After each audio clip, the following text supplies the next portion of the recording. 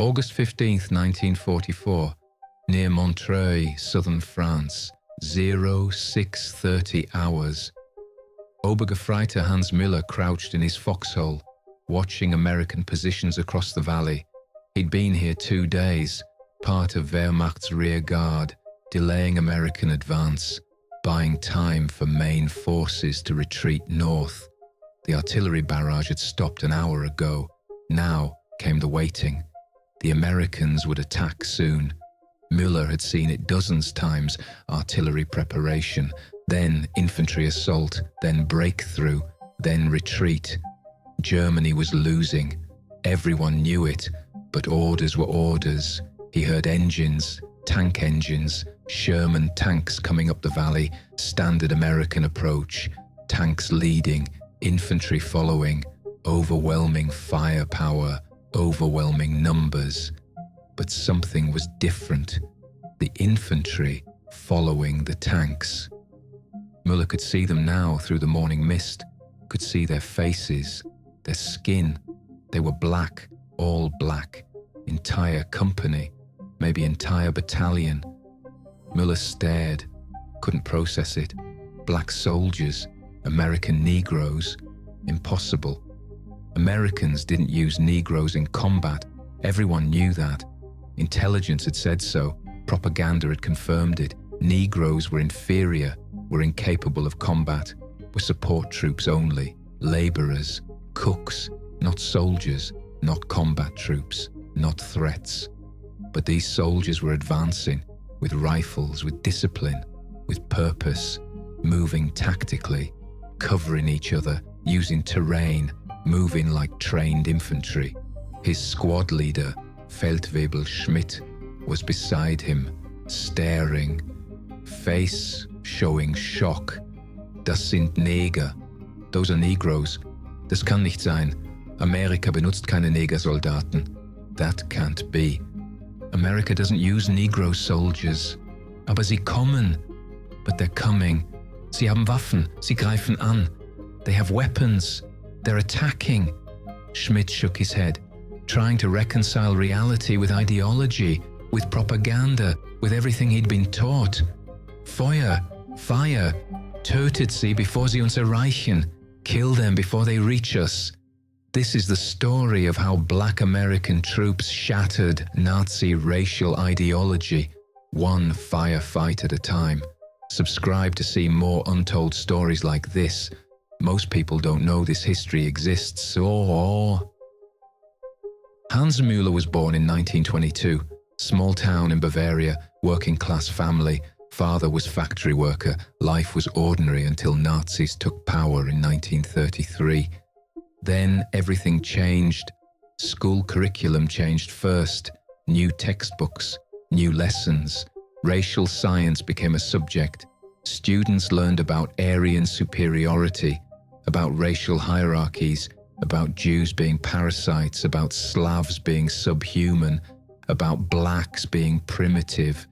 This wasn't presented as opinion, was presented as science, as fact, as objective truth proven through research. Young Müller learned these lessons, learned Aryans were superior race, learned other races were inferior, learned black people were lowest race, most primitive, least capable, closest to animals, incapable of civilization, incapable of organization, incapable of combat.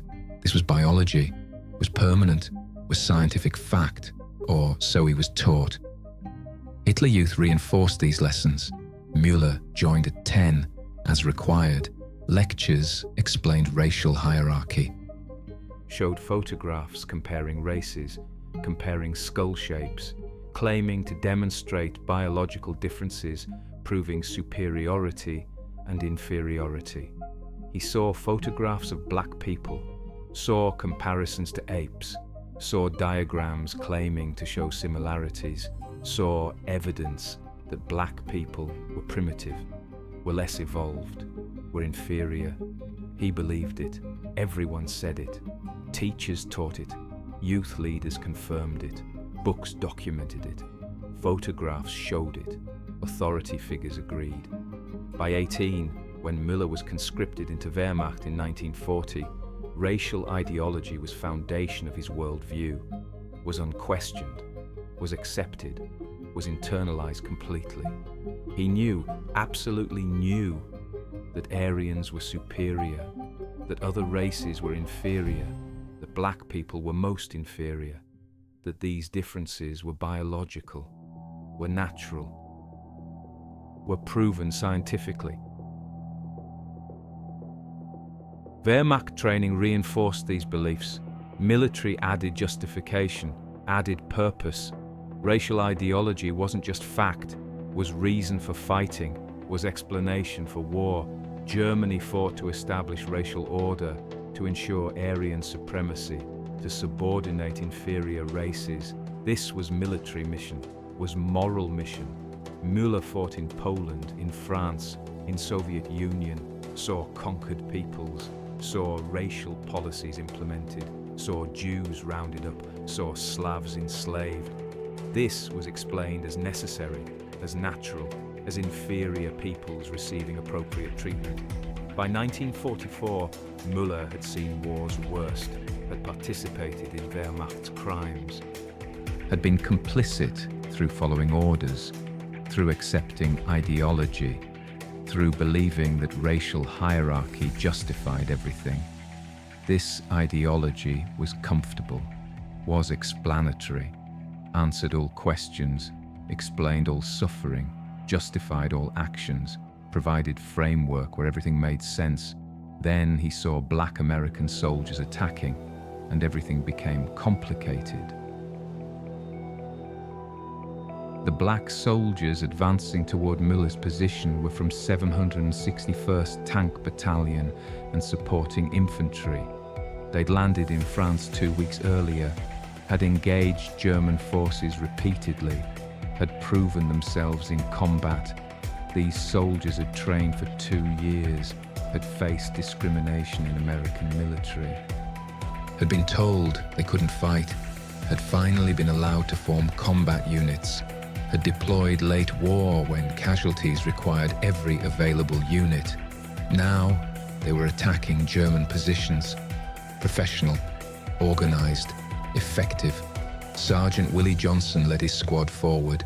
12 men, all black, from Georgia, from Alabama, from Mississippi, from Philadelphia, from Chicago.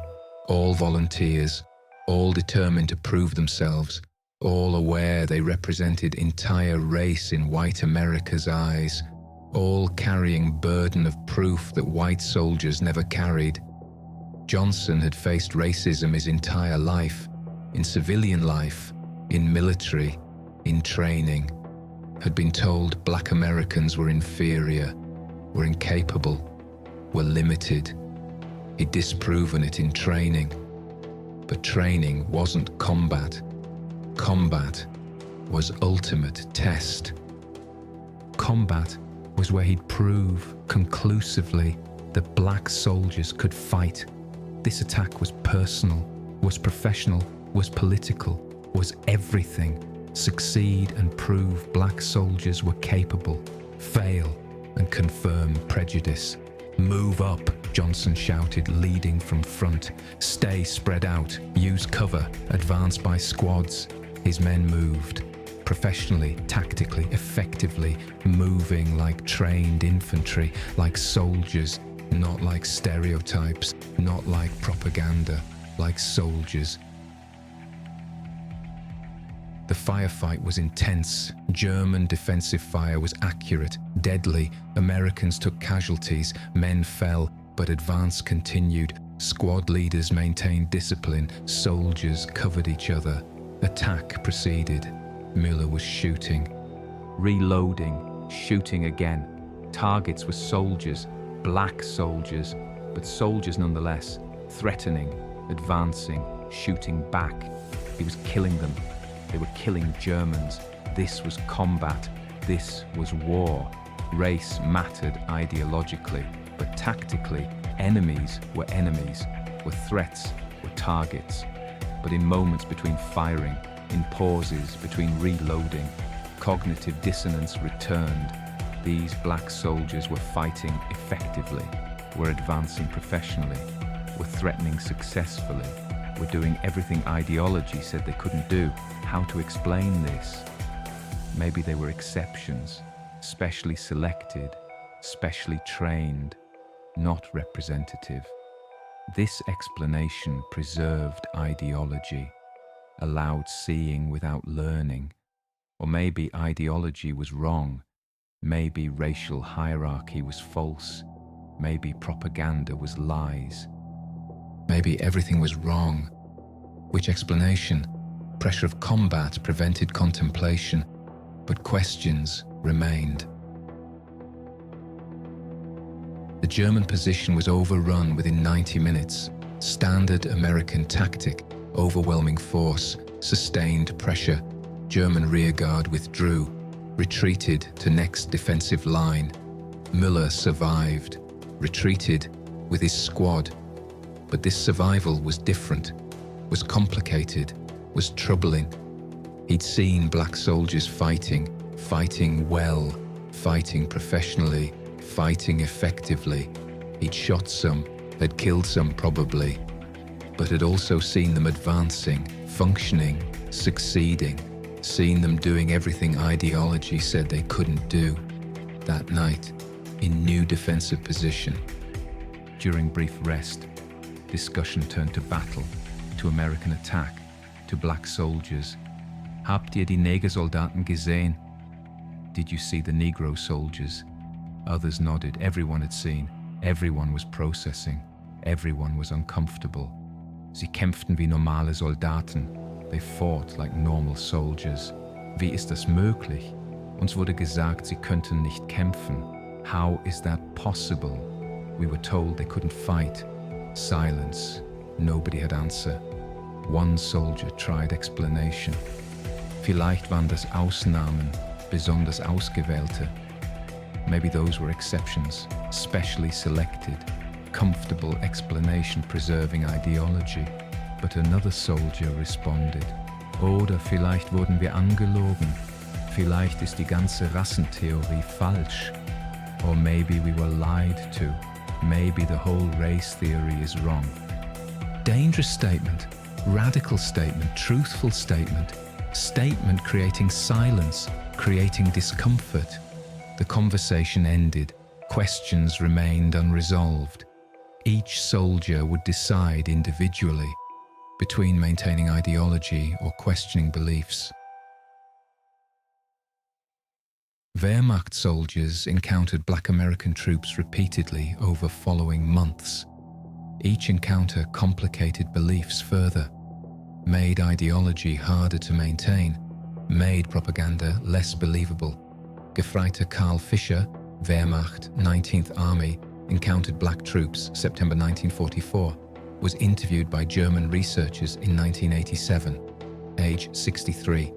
The interview, archived at Institut für Zeitgeschichte München. Interviewer: when you first saw black American soldiers, what was your reaction? Fischer: confusion, complete confusion. We'd been taught Negroes couldn't fight, were primitive, were incapable of military service. But these soldiers were advancing professionally, fighting effectively. Everything contradicted what we'd been told. Interviewer: did this change your view of Nazi racial ideology? Fischer: not immediately. I tried to explain it away, told myself these were exceptions, were specially trained, weren't representative. But encounters kept happening. Every time we faced Americans, some units had Negro soldiers. All fought well, eventually couldn't deny evidence, had to recognize propaganda was false. Interviewer: how widespread was this recognition among German soldiers? Fischer: varied. Some maintained ideology through denial, some questioned everything, most fell between. Acknowledged Negro soldiers fought while insisting white soldiers were better, modified racism rather than abandoning it.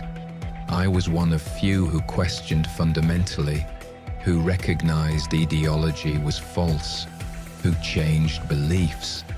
Oberleutnant Friedrich Weber, Wehrmacht officer, encountered black troops October 1944, was interviewed in 1992, age 71.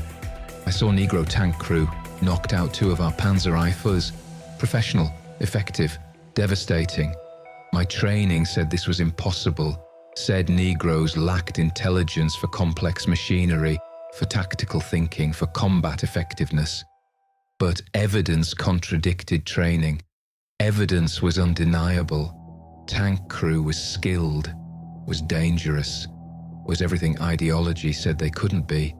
I had choice, deny evidence or question ideology. Most denied evidence. I questioned ideology. Recognized I'd been lied to, systematically, comprehensively.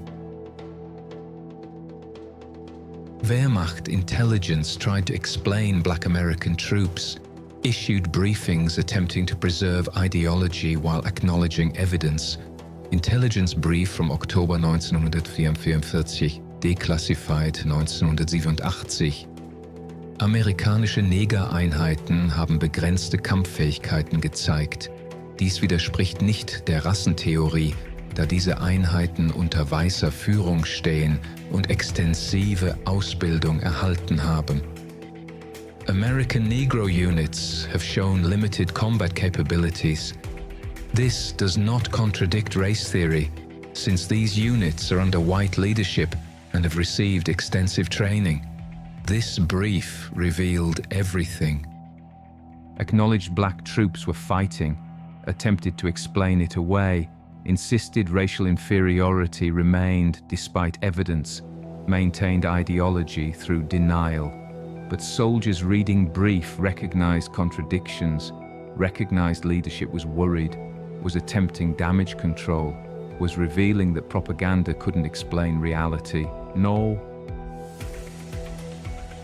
The mathematics of German encounters with black American troops, black American combat units in Europe, 1944-1945, 761st Tank Battalion, 92nd Infantry Division, 93rd Infantry Division, numerous smaller units. Total, approximately 125,000 black combat troops. Wehrmacht soldiers estimated to have encountered black troops. Direct combat, 50,000. Indirect observation, 200,000. Total exposed to evidence contradicting propaganda, 250,000 plus. Post-war interviews with Wehrmacht veterans, 1975-2005. Total interviewed about black troops, 847. Maintained pure Nazi ideology, 67, 8%. Questioned ideology fundamentally, 156, 18%. Modified, but maintained racism, 624, 74%. The numbers told story. Evidence didn't automatically change beliefs. Most soldiers maintained prejudice through various rationalizations. Some questioned ideology. Few transformed completely. May 1945, Müller became American prisoner, held in POW camps, underwent re-education, lectures about democracy, about human rights, about Holocaust, about everything Germans had done. He attended lectures about race, about racial equality, ironic lectures given by segregated American military, teaching equality while practicing segregation. Hypocrisy was obvious, but lessons remained valid. These lectures explained that racial hierarchies were false, were socially constructed, were maintained through oppression not proven through science, explained that Nazi racial science was pseudoscience, was propaganda designed to justify atrocities. Müller listened, processed, began accepting, began recognizing that he'd believed lies, had been indoctrinated, had maintained beliefs despite evidence. His encounters with black American troops had begun this recognition, had created first doubts. Re-education completed process, provided framework, provided validation that doubts were justified. Müller was interviewed by American researchers in 1978, age 56, living in Munich, working as machinist. The interview, archived at Library of Congress Interviewer, When did you first question Nazi racial ideology? Müller, August 15th, 1944. When I saw black American soldiers attacking, everything I'd been taught said they couldn't fight, were primitive, were incapable, but they were advancing professionally. Fighting effectively, threatening us successfully, reality contradicted ideology undeniably. Interviewer: what was your immediate reaction? Müller: confusion, fear. Not just fear of being attacked, fear that everything I believed was false. If propaganda lied about Negro capabilities, what else was false? If racial hierarchy was wrong, was entire Nazi worldview wrong?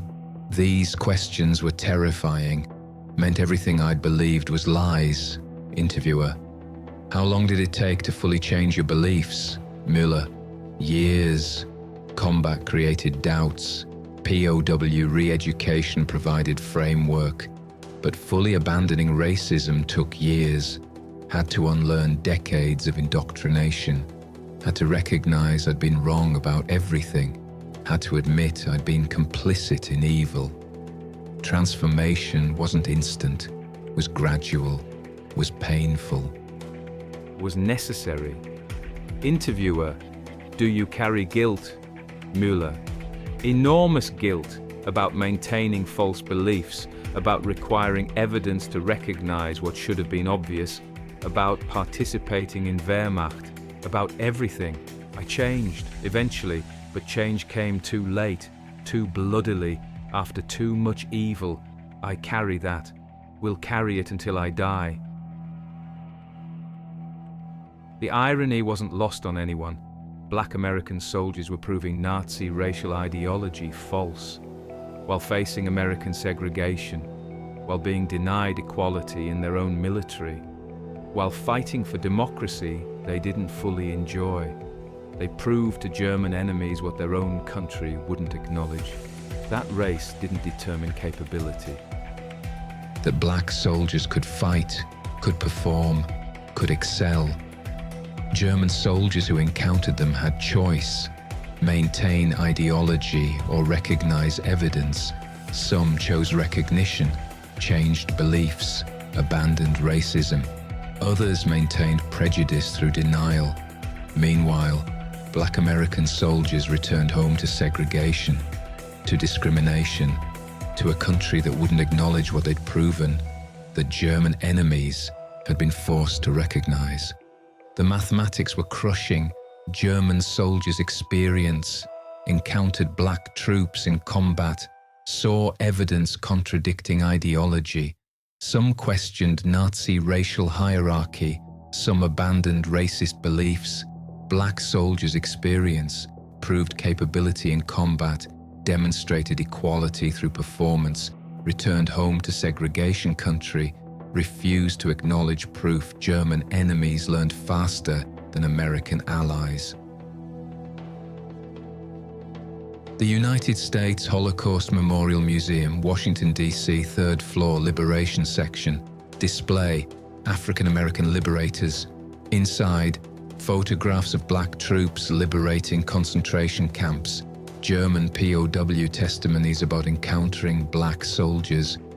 Wehrmacht intelligence briefs attempting to explain black troops. Letters from German civilians describing shock at seeing black liberators.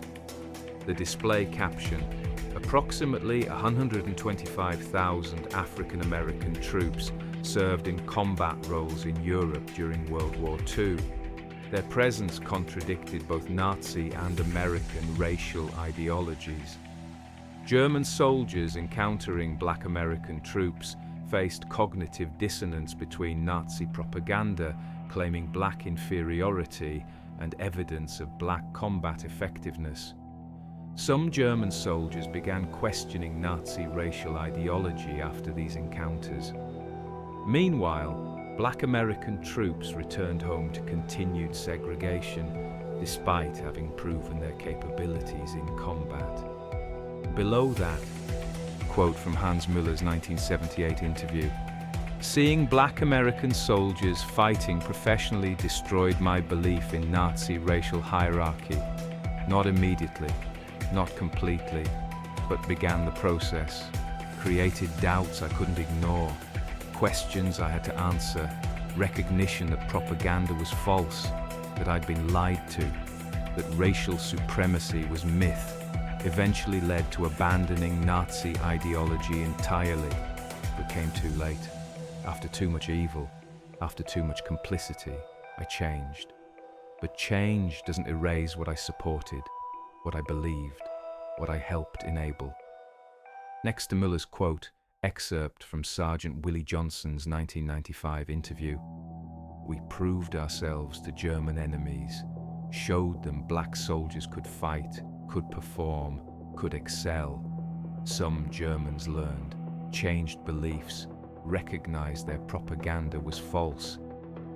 But we came home to America, same country we'd fought for, still segregated, still discriminated against, still denied equality. We proved to enemies what our own country wouldn't acknowledge. Germans learned faster than Americans did. That's the irony. That's the tragedy. In 1989, Hans Müller died, age 67, in Munich, having lived quiet life, having taught children equality, having abandoned racism, having changed beliefs, having grown through recognition. His children found his journal after death, private writings documenting war experiences, documenting encounters with black American troops, documenting confusion, documenting changing beliefs, documenting guilt. One entry from August 15th, 1945, the day he first encountered black troops. Heute sah ich etwas, das unmöglich sein sollte. Schwarze amerikanische Soldaten, die kämpften, als wären sie weiße Soldaten. Dies widerspricht allem, was mir beigebracht wurde. Wie erkläre ich das? Waren diese Ausnahmen? Oder war alles, was ich gelernt habe, falsch? Today, I saw something that should be impossible. Black American soldiers who fought as if they were white soldiers. This contradicts everything I was taught. How do I explain this? Were these exceptions? Or was everything I learned wrong? Ich weiß die Antwort nicht. Aber ich habe Angst vor der Antwort. Denn wenn die Rassentheorie über Schwarze falsch ist, was ist dann noch falsch? Aber heute haben Zweifel begonnen. Zweifel, die nicht verschwinden werden. I don't know the answer, but I'm afraid of the answer because if the race theory about blacks is wrong, what else is wrong? But today doubts began, doubts that won't disappear. Sometimes seeing evidence doesn't change beliefs. Sometimes propaganda survives proof of its falseness. Sometimes ideology is more comfortable than truth. But sometimes, for some people, evidence creates doubts, creates questions, creates recognition that beliefs are false, creates transformation.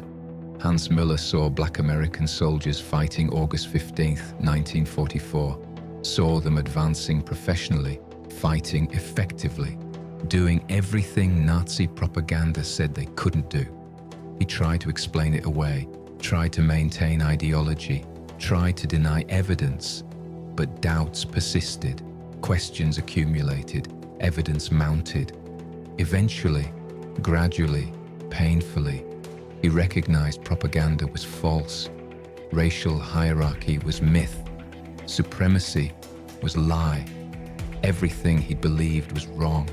Transformation took years, required re-education, required courage to admit comprehensive error, required accepting he'd been systematically deceived, required recognizing he'd been complicit in evil based on false beliefs.